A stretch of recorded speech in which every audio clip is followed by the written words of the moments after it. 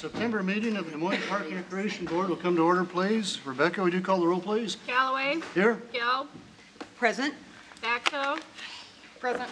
Haney Vanderhaar. Here. Nolan. Here. Cahill. Here. George. Here. Scavo. Here. Feltner. Here. Murphy. Here. Chen. Here. We have a quorum. Before we jump into the agenda, Cindy Fanter is here from the Friends of Des Moines Parks with a quick announcement she'd like to make. Chairman Galloway, members of the Des Moines Parks and Recreation Board, my name's Cindy Fanter, and I'm a member of the Friends of Des Moines Parks Board. It's fun to see a neighbor's face and a fellow board member's wife's face, and I'm here because Ben thought you might like to know more about a film that's being made about a Des Moines native named Ding Darling, who was a Pulitzer Prize winner. You're all nodding, so you know, and you know that he donated the land for Prospect Park anonymously back in the 30s. Well, there's going to be a documentary about his life shown October 23rd at the Temple for Performing Arts at 7 o'clock. It's free, so please encourage all the people that you think would be interested in this to come, and we hope you all will. The Friends asked the City Council to proclaim October 23rd, which is Ding's birthday, as Ding Darling Day in Des Moines, which is going to happen. And I wanted to give you a copy of all of the things that were on the proclamation so that you would know even more about Ding Darling and the things he accomplished. So we hope to see you there. Would you pass it? Sure. Okay. Thank you. Are there any questions? I just want to thank Cindy from our staff that she's done tireless work tracing down alternative funding sources for this project. And it's not just city and friends money, but it's all kinds of different groups of donating this worthy cause. So thank you, Cindy, for your hard work. You're welcome. Thanks. Yes. Would this information relative to the film be available electronically to Yes. forward to people that way? It's on the Wonder of Words website. Wonder of Words website, okay. All right, right at the top here. Got it. Okay. Okay, thanks. Thank you. We do have a board meeting that evening too, Right. so we have to keep it short. Right. Always a good idea. Okay, thanks, Cindy. Next, let's move on to the agenda. Now, John Morrow is here, and he has to leave soon. So in order to accommodate his schedule, and also some of the other board members need to leave early, I would suggest moving the Franklin Field up to the next item so that everybody has a chance to vote for it, and also to ask Mr. Morrow any questions they might have. Is that okay with everybody? So we'll do that right after we do the minutes, if that's okay. So is there a motion on the agenda So moved. as amended? As amended. Okay. Second. All those in favor say aye. Aye. Opposed? The agenda as amended is approved. So next we'll do the minutes quickly. Is there a motion to approve the August minutes? So moved. Second. Any changes, comments, additions, corrections, or anything else? All those in favor of approving the August minutes say aye. Aye. Opposed? The August minutes are approved. Next, we'll move on to item B for board action, the review of the Franklin Field site plan. As Kevin Moran makes his way up, I'll tell you that what we're doing tonight is follow-up from City Council action. Franklin Field, we're all familiar with that location, the senior housing project that's been approved over the last night to be there. One of the last remaining things for this board will be able to look at the landscaping plan. They're here tonight to show us the landscaping plan. As you recall, Kevin Moran is our in-house landscape architect.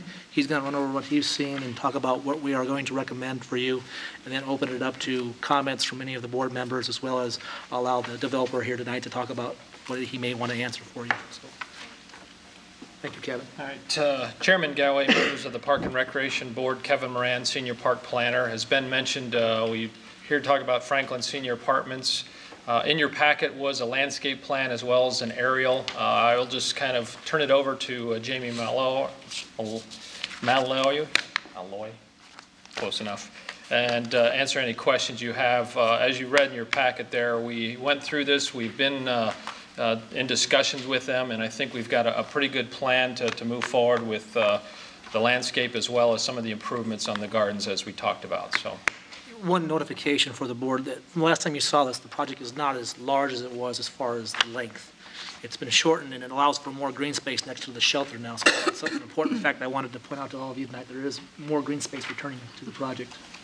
That is in regards to the funding sources and the change, and I'll let the developer talk about that. But as Ben mentioned, it went from a 40-unit down to a 30-unit building, and so those western or the eastern edge is the one that got pulled back away from the shelter and provided more green space. So we'll go ahead and leave it from that, and I'll let Jamie come up and.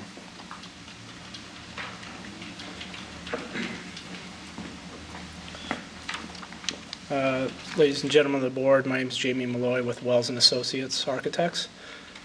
We've been working with Mr. Morrow and with the Parks Department and with the city planning and zoning staff for quite a few months now, and working on this plan and working through the different issues on the site. As Kevin mentioned, the building was originally intended to be 40 units.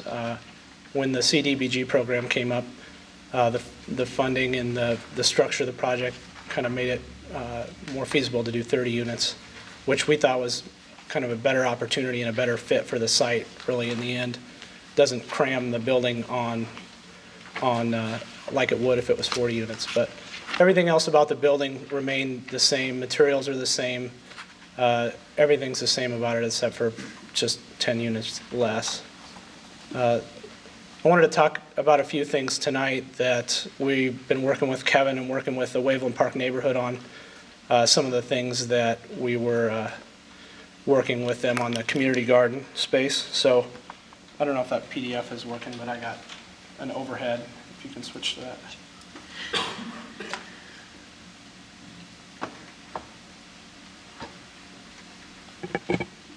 So I think one of the first things was an access easement through our site to the community garden space, and we're paving actually onto the back around onto the garden space to kind of create a better access for them there. And we're also providing 10 more parking spaces that are required by code. So the thought is that being a friendly neighbor and letting people from the garden use the parking lot as they see fit. This kind of doesn't show it very well, but there's a 40-foot easement on the east side of the site for the bike trail that's there now, and for the community garden sign that's there now, just south of that existing shelter house.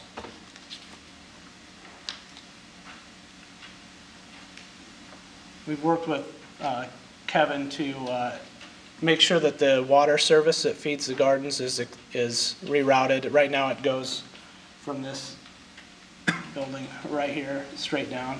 So we're going to reroute it down and over, and then actually the south line is existing. We tie into that, and we'd also provide a new line down the aisle, down the north aisle, for the community gardeners to have access to the water.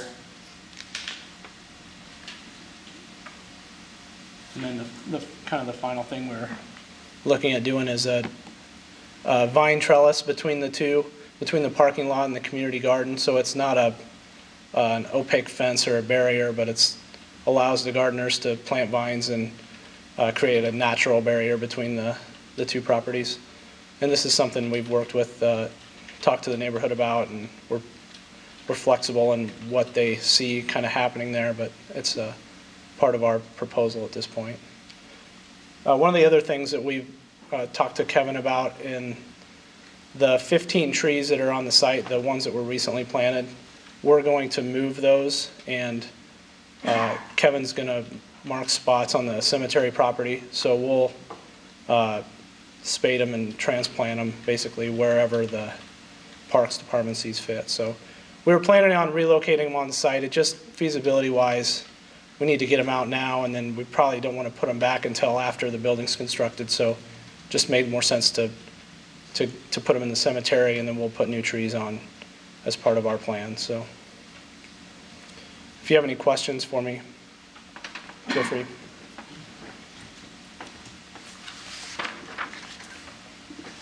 How old are the trees that you're moving? Yeah. Or when were they planted? Basically, a few years old. They're probably in the 2 to 2.5 inch range, so they're easily movable. And as Jamie mentioned, it just makes sense to get them out of the way of construction and move them once, and then get them established and over at the cemeteries. And this is part of our reforestation we've been doing over the years, and so they were recently planted, I think 3 years ago or so.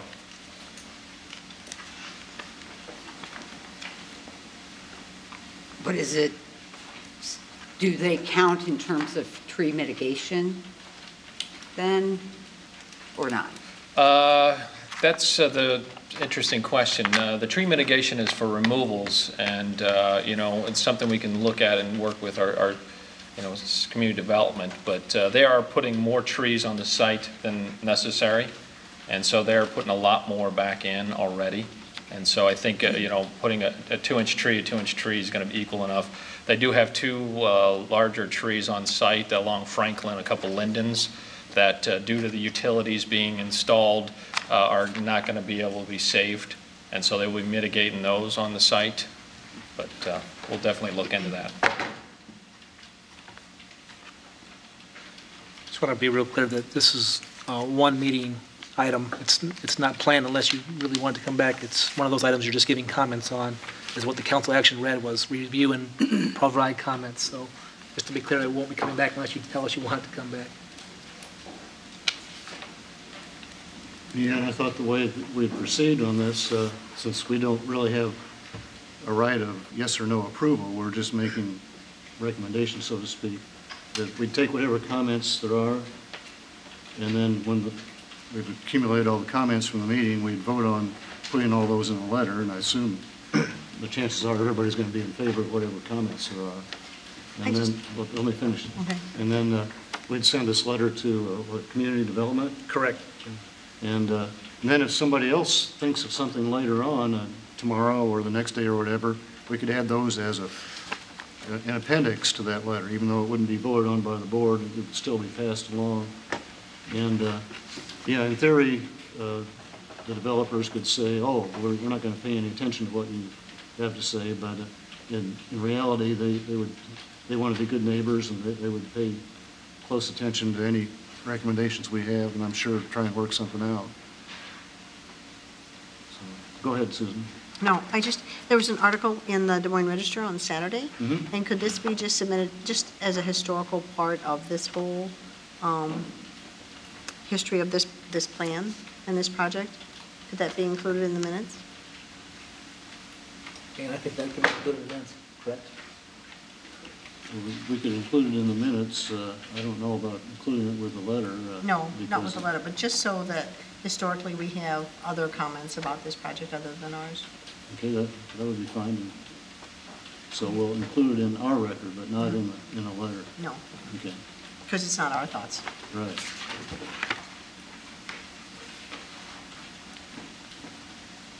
But I guess there's no point in having a letter unless there are some suggestions or comments. If there aren't any, I guess we don't need to send a letter with just a blank piece of paper. So are there any comments, suggestions, concerns?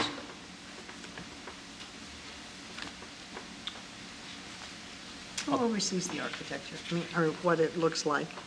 I mean, does that go before the city, or is that, because I just think of, it's going to be really large on the site, and that's not our call, but is that reviewed somewhere along the process? It's reviewed a few times along the process. We have not only the community development process with site plan review, and site plan final inspection, but whatever they turn in for their plans, they build what they say they're going to build, but also, I'm not sure, Kevin, did they go through the urban design review board? So Twice. they've been to the urban design review board, which is a board of city sponsored that they present on city projects too. So Okay, made up of architects and people that have that skill set. So I have an overhead if you want to see what the building would look like. I think from the staff perspective, they've put in everything we've asked them to put in, from not only the programming side of the community gardens, but how we interface with cemeteries, how we screen, how we improve services to the community gardeners with a better water line service, because we do have a water line that's old, it's showing signs of potential failure down the road, so it's nice to get that improved now. That's not a cheap thing to do.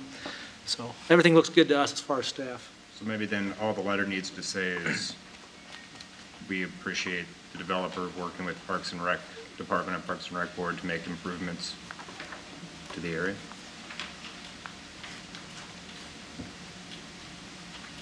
Well, are there Right. any comments or suggestions at all? Concerns?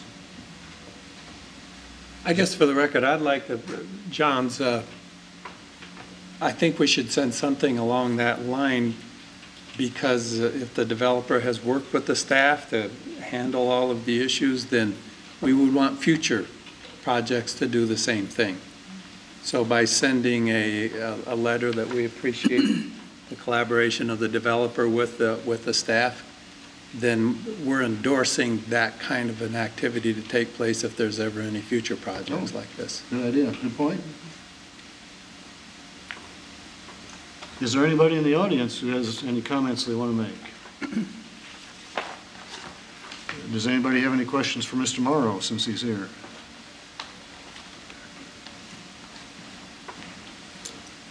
Well, we're easy to get along with. Okay, last call for anything about this. Okay, Dick and John, I don't know if anybody's actually made a motion. Does somebody want to make a motion, and then we'll second it and vote on it? I seconded his motion. Okay, so John moved, Dick seconded. Any further comments? So as I understand it, we'll just send a letter stating that we've looked at this, and, or Dick, you said it better than I could. We appreciate the collaboration between the developer and staff to improve the project. Okay, sounds good to me. Everybody's happy? Are we ready to vote? Okay, Rebecca, would you call the roll, please? Galloway. Here, yes. Gelb. Yes. Acto. Yes. Haney Vanderhaar. Yes. Nolan. Yes. Cahill. Yes. George. Yes. Scavo. Yes. Beltner. Abstain. Murphy. Yes. Chen. Yes. It is approved. And like I said before, if somebody thinks of something in the next day or two or three, get a hold of Ben or get a hold of me, and we'll pass that along, even though it's not part of our formal action. I'm sure it will be taken into consideration down the line. Okay, well, thank you for coming, Mr. Morrow. Thank you and for Jamie. looking up, everybody. I appreciate that. And I just want to say it's going to be a nice project, and the new problems will certainly make it right. So thank you very much. Sounds good. Thanks for coming down. Thanks. And then kind of flying by the seat of my pants here, Robin is here to talk about the Brenton Skating Plaza fees, and also Glenn Lyons. And I'm thinking maybe, is it okay with everybody if they just did their presentation, and then before people have to leave, so we can all vote on it? Is that Sounds okay? good. Okay, so let's go to item A for board action, the Brenton Skating Plaza fees. We're basically, what we have in the outline in the communications where we're at, same as last month. We've made no changes, so it's just an opportunity for you to ask questions of Glenn and his team on their skating proposals and fee changes. We do support the fee changes.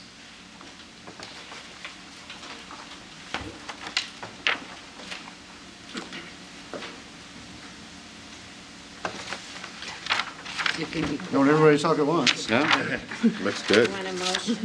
Communications are ready. I think Cindy's got a question, it looks like. Do you have a question, Cindy? Yes, I do. And I do support the fee changes, but for those who cannot afford it, do we have a scholarship program along with it? Absolutely. We have, is it 500 passes, John? that we have as part of our agreement, 500 passes that we have through the department to divvy out to those groups that they contact us. And And we also, the 500 passes have never been fully used. No. Yep. We actually want to work harder to get them out. We're drawing maybe half of them now.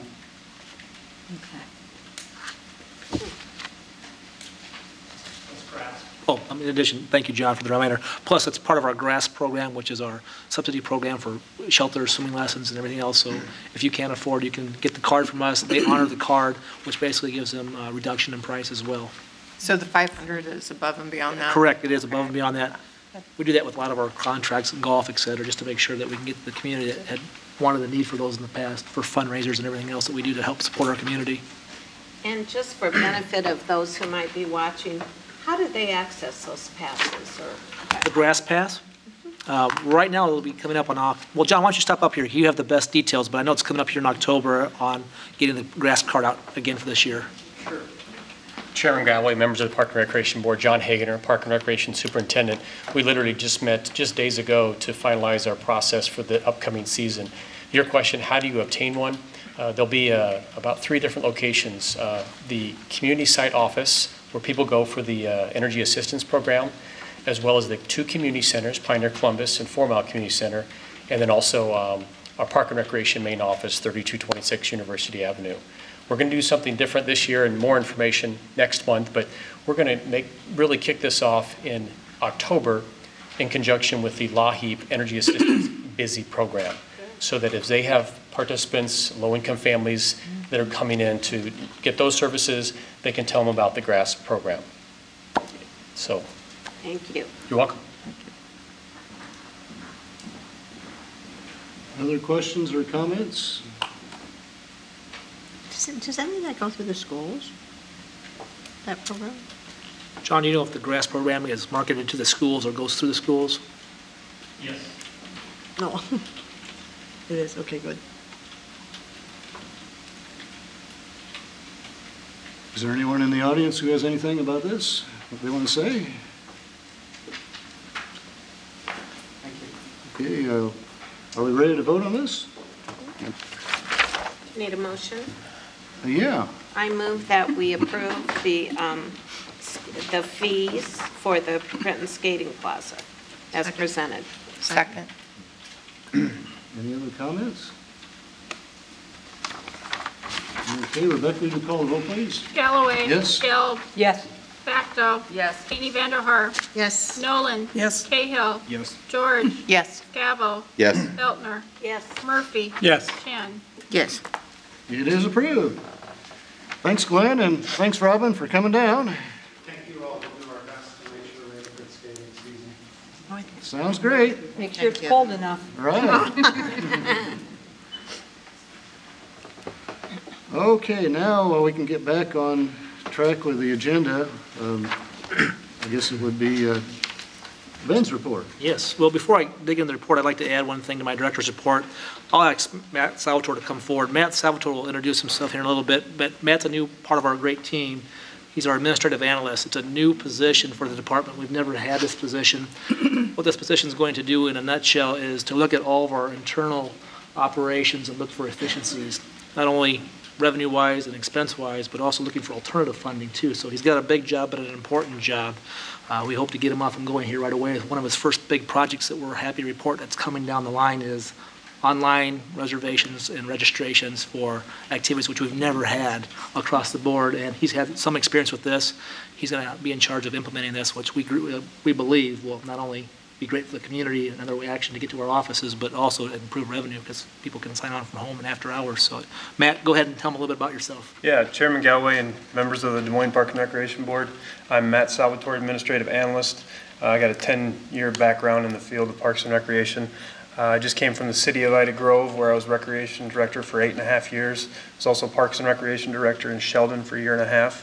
And I got my first start in the field as an intern for this organization 10 years ago. So very excited about coming back, and I'm very excited about the job and the opportunity, and eventually relocating my family this direction. So appreciate the opportunity. Welcome. Thank you. Glad you're on board, Matt. So Richard has the next two. If Richard, you want to come on up? Thank you. please. Chairman Galloway, members of the Park and Recreation Board, I've got the first two items here, like Ben said. The first one, a land donation. We received a request from the Iowa Heartland RC&D to donate about a 3.5-acre parcel of land late last year up near 1800 Euclid, roughly where the Pizza Hut and Chicago Speakeasy restaurant is. They had requested to donate that land to us to be part of the larger greenway that we own. That piece of property is not contiguous to anything we own, but there is potential plans in the future to acquire additional land that could make that contiguous and be an opportunity for us to develop a trailhead or other access to the greenway from there. We put the action before you guys to recommend approval and acceptance of that land subject to review of environmental documents that were received from the Iowa Heartland RC&D. We forwarded those to our engineering department, and the engineering department reviewed those and made a recommendation back to us that additional study be completed on that parcel before we accept it. There were some unknowns within that environmental document, and Ben and myself, we met with engineering as well as legal, and they actually recommended that we don't accept that parcel unless we do additional study on the land. We do not have that funding budgeted at this time, so we are recommending that we do not accept the parcel, but the Iowa Heartland RC&D is going to hold that land indefinitely, and at such time that we acquire additional properties to connect to that, then we would budget additional money to do that study requested by legal and engineering. So at this time, we won't be accepting the property, but they will be holding it indefinitely, and it is the potential down the road if we have funding to study it and connect it to the greenway. Can you speak to how we're assisting with taxing? Yeah, one of the concerns of the Iowa Heartland RC&D was that they, as a nonprofit, were paying taxes on that land, and that was one of their major reasons for wanting to give the land to the city of Des Moines.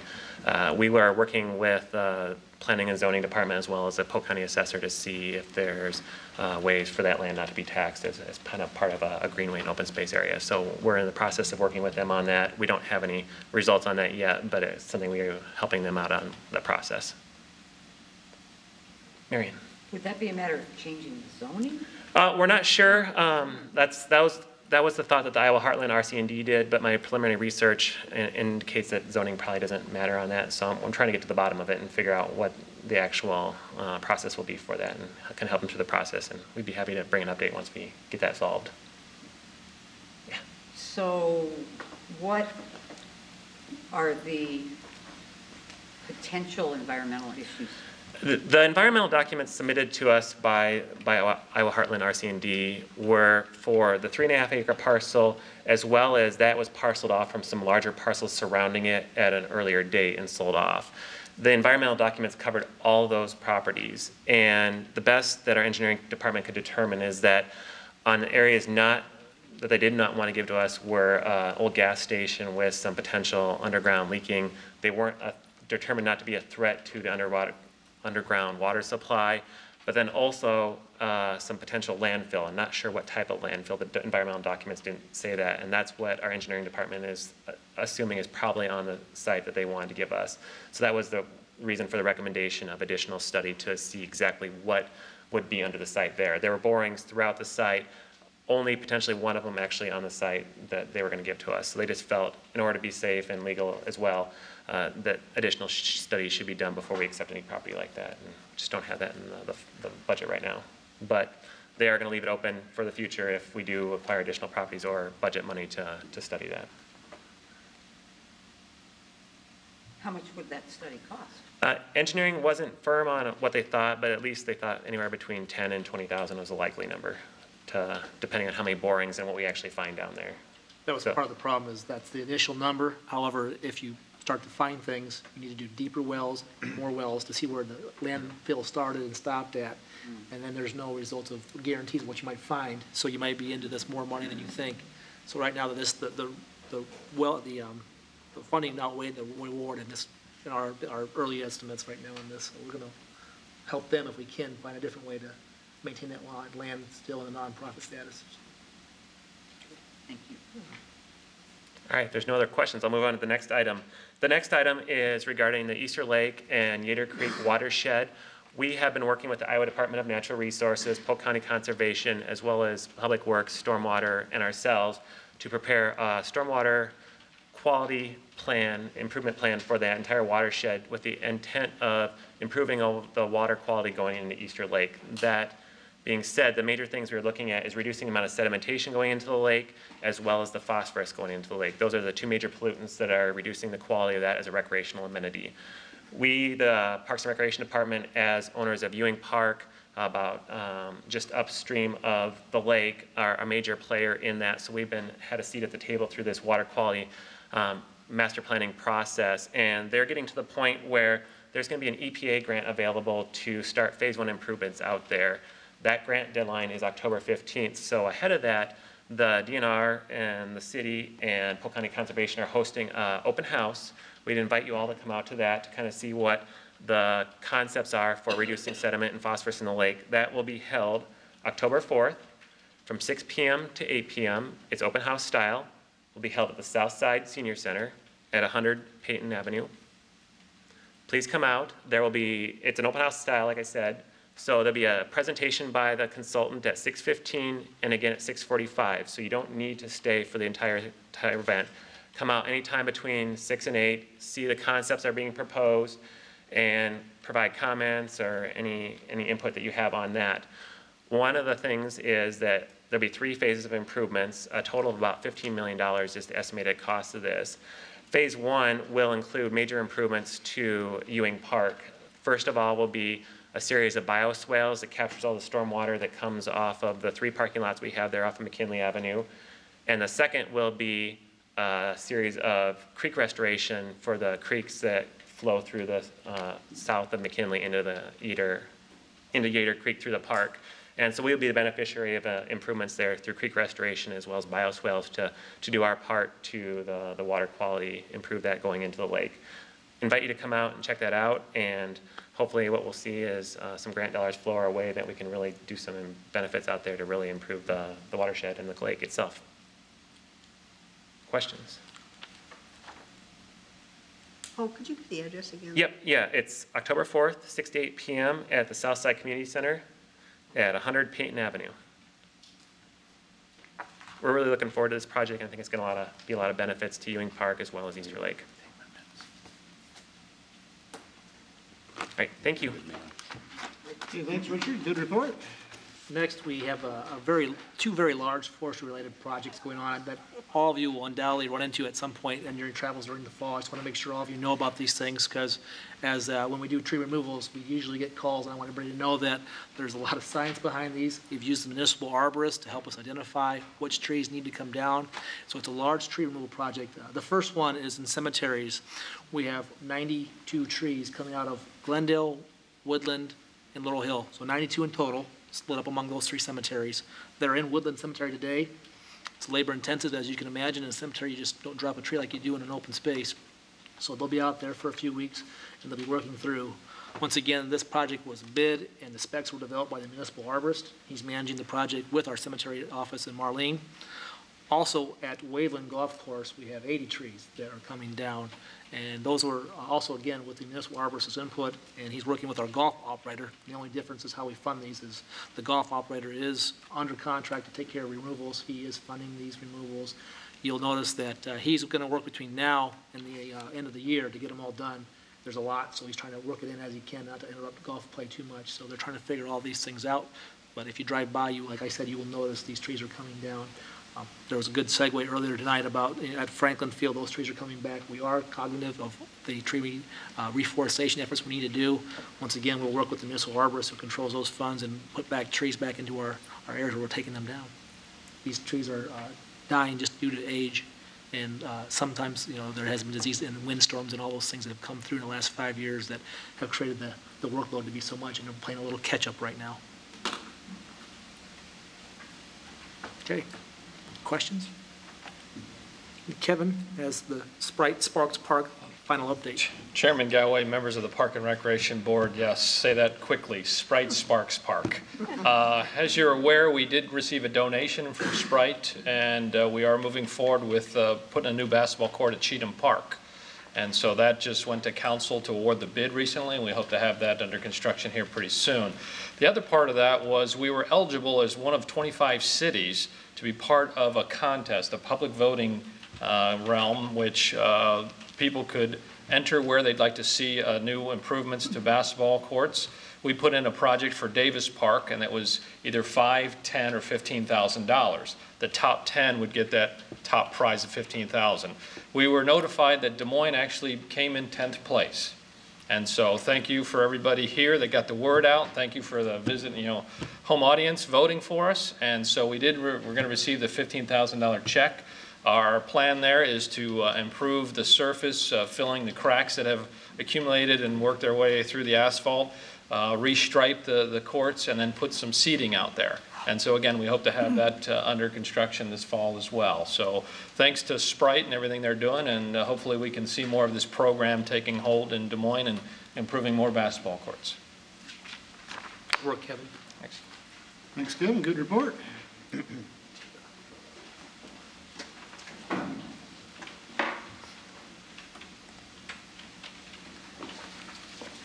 Chairman Galloway, members of the Park and Recreation Board, Tiva Dawson, Recreation Manager.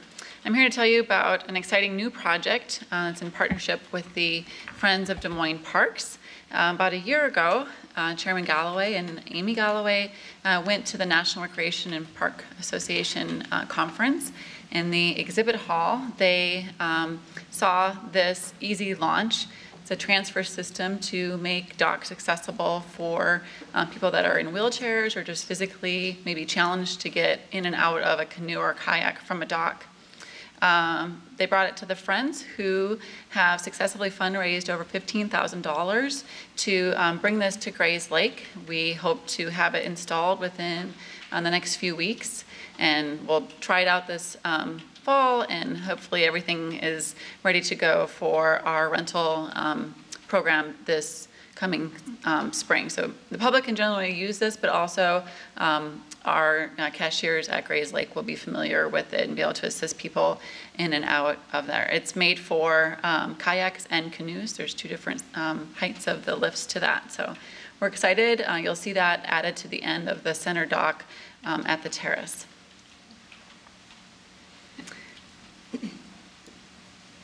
Everyone's got a question? I'm sorry. Did I hear you say the public could bring their own Yes. boats? Yep. And do that? Okay. Yep. Good. I just wanted to make sure I heard right. But certainly we'll have staff there. I mean, so if someone didn't have somebody with them to be able to bring a kayak or canoe down, staff will be able to assist them in getting a boat on one of our boats on there if they're able to use those. Cool. Mm-hmm. Great. Is there going to be a specific way that publicizing the availability of this? We will, we're not sure when we'll do it, if we'll do it this fall or spring, have some sort of dedication of it. There's a lot of interest within the community for folks with physical challenges. I know the VA kind of has, with the Brain Injury Association, has some folks that they know will be interested in using it. So their number of groups are super excited about seeing this edition, and so we'll have some sort of dedication of it in the spring or fall. Yonkers Rehab also maybe. Yeah, yep, we'll make sure we get those folks. Yep. Any other ideas of groups we want to make sure that we reach out to? We'll work with your Access Advisory Board too. That's housed in Parks and Recreation, as you remember. So this is a great improvement, and it was surprisingly easy to raise money for. So good work out of the Friends, and I think actually, no offense to Joe, but a lot of the credit goes to Amy Galloway. She actually brought this to us and led the charge. So, Tiva, how does that work? Is that like on rollers, and so you just Yes, kind of... exactly. Yep. So they can stair step their way down to get into either the canoe or the kayak, and then they can grab the bars and pull themselves out and then back in as well. And isn't it correct, if people bring their own boats or kayaks, there is no charge? Correct. Yep. Yep. That's great. And anyone can use it, right? Because I know... Yeah, you know, those docks at Grays Lake, that middle center dock, if you've ever been on it, it sits really high above the water. So if you aren't used to getting into a canoe, it's a little bit scary to step down into a canoe like that. Most people get into canoes off of shorelines, which is very different. So I think we'll see a high use on this from a variety of folks. the law is very clear on this, that we've been through this a lot, that we're not able to ask anybody why they're using this. So anybody can use this. And in the partnership, getting this installed, we did have some of the folks from the VA said that they had hand pedal bikes that they've had at a local business that wasn't getting a lot of use for people with physical disabilities. And so they're interested also in adding those bikes to our rental program at Grays Lake. Because we're obviously staffed there from 10 o'clock until sunset, quite a bit of the summertime. So it's been good outreach for us to kind of make new partnerships. And actually, didn't the Friends at Grays Lake contribute $10,000 as well? Yep. So the Friends of Des Moines Parks approached the Grays Lake Advisory Committee, who has a foundation, and they agreed to help fund it in a major way as well. Yep. Is there anywhere else that, I haven't seen, but. Not in Iowa. And I'm not sure, Joe, if you remember, I don't know if there's anywhere close. Not Omaha close. doesn't have anything. I think Phoenix, Arizona has a lot of this stuff, but not around here. Yes. So this is a big opportunity for Des Moines to become a destination place. Yeah. When we get not just the canoes and the kayaks, but the bicycles.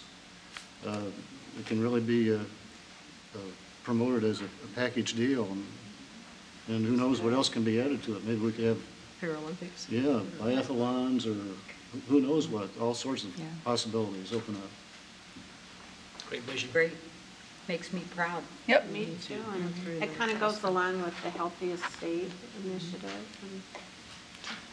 And great thing. Way to go, Right, yeah, she Amy. gets the credit. I just didn't get in the way. I tried not to mess things up. Good. Thank you. Thanks, Tiva, great report. That's exciting. Okay, next is Ron. Chairman Galloway, members of the Des Moines Park and Recreation Board. Hopefully you've seen either on the news or in the paper that we opened another dog park, the Riverwalk Dog Park. It's located at 1111 Illinois Street. We opened it on September 15th. It's open year-round daily from 6 a.m. till sunset. And some of the features of it, it's 4 acres of fenced in. It's all one area. There's no large dog, small dog area. It's all one area. There is on-street parking on both sides, the east and the west. There's a 5-foot architectural fence. We went with a nicer fence, so in that location it looks nicer than just a chain link fence. If you haven't seen it, it's very nice. There's 2 ADA parking stalls. There is 2 fenced unleashing areas, one on each side. There's a dog waste station, an enclosed portable restroom, and picnic tables, and it is also easily accessible from the Riverwalk. And to date, we have 1,266 permits that have been sold, which grant access to this one and the Ewing Dog Park. And most of those are being sold as we renew pet licenses, so we expect this number to climb once they have 2 options available. It's a great project. We're going to do a little fancier event for opening. We've always kind of learned that we do soft openings, we call them soft openings in our world, to make sure we work out any kinks that were unforeseen. And we'll work with the mayor and council schedule as well as yours to do some sort of event, pending everybody wants to do that. We'll move forward to that in October sometime, so. Yes. I didn't hear water. There's a whole river right in front of it. The water costs were significant in addition to crossing the levee. You can't get water lines through a levee because of the potential of a leak and then to erode the levee. So there is no water at this point or bathrooms other than porta or kaibos. So bring your own water. Right. Thank you. Good reminder. Other questions? Okay, thanks, Ron. Good report. The last item is, it's a real bittersweet item for us on the receiving files here, is that we obviously had a great process with public input. We're always proud of that in our department, that we involved the public to a high degree, had 3 public meetings. And I think the fact that not only did we notify them of your meeting tonight, and there's nobody here other than staff, that we probably found what we can find to be the best solution in an item that's not good news. It's the first thing we've actually cut since my time being with the city. All the budget reductions we've had, we've been really good about finding ways to redeliver services and be inventive. But this is the first time that in my 5 years that we're actually taking something away. So I just like to say that as a reminder that we're here, and as the next one approaches, that we're going to be in front of you again if we don't find a new way to finance city government soon, or finance how we do parks and recreation. So I've asked Tiva to kind of highlight through it because her team did a wonderful job. I went to the public meetings, but they did a wonderful job of engaging our public, but also finding a way that was least disruptive to the entire community, not just one segment of our community. So with that, I'll let Tiva take over. Chairman Galloway, members of the Park Recreation Board, Tiva Dawson, Recreation Manager. As Ben indicated, this is not the fun agenda item to be able to come and talk to you about. Nothing we enjoy having to do. As you know, and I mentioned a few months ago at the Park Board meeting, we went out and did 3 public meetings offering some background information about the budget cuts and sort of how we got to this point, and then discussing with them what were options to be able to vote on, essentially, and give us feedback on. A couple different options, increasing fees or decreasing the number of weeks that we were open in the summertime. We had 160 different surveys completed.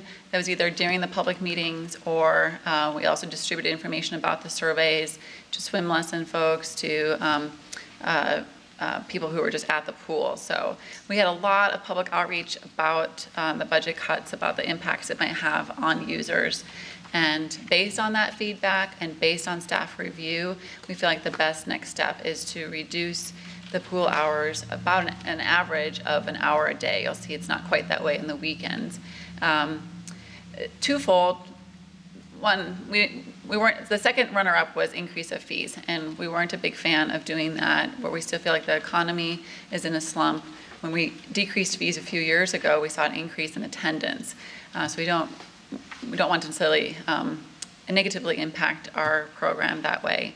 We also felt like by having the extra hour a day, we may be able to reprogram the pool so it's still in use, but maybe not just for open swim, which requires the greatest number of lifeguards to be on the deck at that time. So we're still looking into what the options might be, increasing the number of swim lesson times, doing lap swim, doing aerobics. There's a variety of options we might have that we'll figure out, but that's our recommendation to you. It's an average of about an hour a day.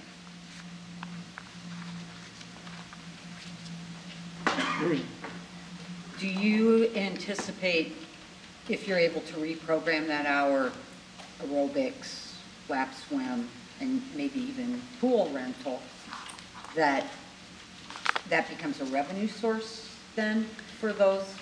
You know, people would pay to do aerobics or pay to have the opportunity to lap swim and... Yes, we're still not sure what the market is for things like lap swim, so we don't know if it would be much of a moneymaker. Rentals would be, for sure, a revenue source. Swim lessons, we still barely break even, if slightly lose money on swim lessons, even if not including those that are subsidized by the Friends of Des Moines Park. So that wouldn't necessarily be a revenue source, but we're pretty close to breaking even. So kind of a mixed bag, but nothing that's going to be, more than a few $1,000s. Okay. Just a little reminder for you, we do have some new park board members over the last couple of years, that the hours of operation are an item that you said. It doesn't go to the city council after this next meeting. We programmed this to come to you for the next 2 meetings, just in case the public couldn't make tonight's meeting, they could come to your board action meeting. We'll notify the council via a letter that this is what the final result was, if this ends up being the final result in the next month's meeting. So I say that just for you, as well as anybody at home thinking that they might go to a council meeting instead of come to a park board meeting. But this is the last place for this operation. So just for terms of information, on an average, a pool under this new scheme would be open from what to what about? On weekdays, it's about 1 to 6. 1 to 6:30. Make sure I get that right. 1 to 6:30. It's on the very back. Yep, 1 to 6:30. We're currently it's 12:30 to 7. And on the weekends, it's different. Saturday and Sunday would be 1 to 5. Paul, is your question for public swim or just all the way, all the hours of the day? We are all open All in the the morning. hours. How does this affect for people out there who are saying, well, what's the change going to mean to me and my family? What? The open swim hours is what would affect them the most. And essentially for the weekdays, we've shaved a half hour off the opening time and a half hour after the closing time. and the weekends. So that is 1 to 6:30 Mhm. and 1 to 5, Yep, instead of 1 to 7 and 1 to 5:30? 12:30 to 7. Yeah, if you- 12:30. Mhm. We've outlined it as the second to last paragraph on your park board communication. Right, they don't have that though. Yeah. Right. So I'm trying to give. Yep. And we'll have, obviously, we do a large outreach on the swim program in the spring, so all of this will be publicized within then. Other questions for Tiva? Mary? It's more of a comment that, that this isn't what we like to do, but I really think you've done your due diligence in terms of the outreach to the public and tried to get as much information from them as possible in terms of what would work best for them. Thanks. So I think you did a good job, and it seems reasonable. I like the idea of not picking on one pool, but kind of making it citywide. Everybody is impacted pretty much the same. I think that's really fair. So thanks. I applaud your thinking. The one comment I'd make is on this thing, it says fiscal impact 58,000. That should be a negative 58,000 because that's a savings. Absolutely. We can make that change in the next communication. Vince? I just have a question. I know that your committee, as far as financing, has been talking about going out and picking up corporate sponsorship. If during the next 6 months we come up with a corporate sponsor for the swimming pools or something where we can generate funds, can we readjust these hours in the spring if we get the opportunity for funding? Or do we have to go back? Is this, once we're locked into this next month, is that the end of it? No, that's a good question. We had that question come up at one of the public meetings, and if anybody's out there watching and wants to give the city $60,000 and restore pool hours, we'll be glad to talk to them tomorrow morning. But we think about this like this. When we have a budget reduction, the city council certifies a budget. We approve that. You recommended that. Unfortunately, we had to make that recommendation. We had to have a plan A that said if we didn't find the money. But if that money comes forward and we're able to pull something off, and maybe it's a 1-year commitment, maybe it's a 3-year commitment, we have plan B is to restore hours if the money's there, or original plan to just reduce hours if we do not find money there. So it's a good opportunity, and we've got a lot of people coming to our pools right now, so a lot of eyes in those pools all the time, and they're used often. Especially in a hot summer. Absolutely. Like this one has been, I guess I agree with Vince. I really hate to see us have to do this. And I would just encourage us, before we start thinking about many other new items and things we all want to do, we all have a wish list of things we'd like to see in our parks, that we really try to get this funded, because on a weekend, 4-hour space is not a lot of time for families to enjoy getting away from the heat and going to the pool. So I'm hoping that we can get some funding for this. Let's not forget our neighborhood wading pools, though, that are still available, would still be available Yep. during the hours that these pools would be closed. On the weekends, we have the 4 major splash pads are open on the weekends. On the weekdays, all of them are open, the traditional and the novelty ones. I appreciate your comment, Paula. We've heard that from more than just you. I've heard it a lot No, recently. I've heard it a lot from And people. As we have projects and staff, and we have our administrative meetings every Thursday, we're real cognizant of that, and we talk about that as we go forward. Is this something we want to do? And we know that at the end of the day, that people that we have the privileges to serve as the citizens, and that they don't care where the money comes from because they know it's their pocket. It's not capital, it's not operating. They want to make sure it's all one and it serves their best needs. So we're listening. And it is just like the soccer fields and other things we have. It's something that serves the whole family.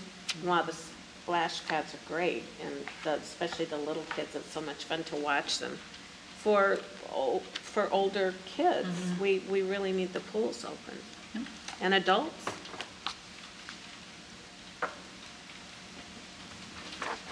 Other questions? Is there anybody in the audience? Okay, thanks, Tiva. Great report. Is there a motion to receive and file? So moved. Second. And of course, we'll get another crack at this next month. Anything else on this? All those in favor say aye. Aye. Opposed? It is received and filed. Any announcements, questions, comments from anybody on the board about anything? I had one thing. In your packet is a preliminary draft of revisions to the cemetery ordinance. It's a rather thick package. Marlene and the cemetery committee has worked very hard on this. Now, it has not yet passed through legal review. So when you look at this, keep that in mind that city legal may suggest a change here and there from what you're seeing. So it's not final by any means, but I wanted to get this out to everybody now because there's so much there that everybody will have plenty of time to review this instead of handing you something at the last minute saying, here, quick like vote on this. So I don't know what Ann's schedule is, but do you think we might have something next month to receive and file, or is it? On the entire ordinance, Jeff? Right. No, Marlene and I have not, there's several sections, and these are just some suggested changes to a couple sections of the entire cemetery ordinance.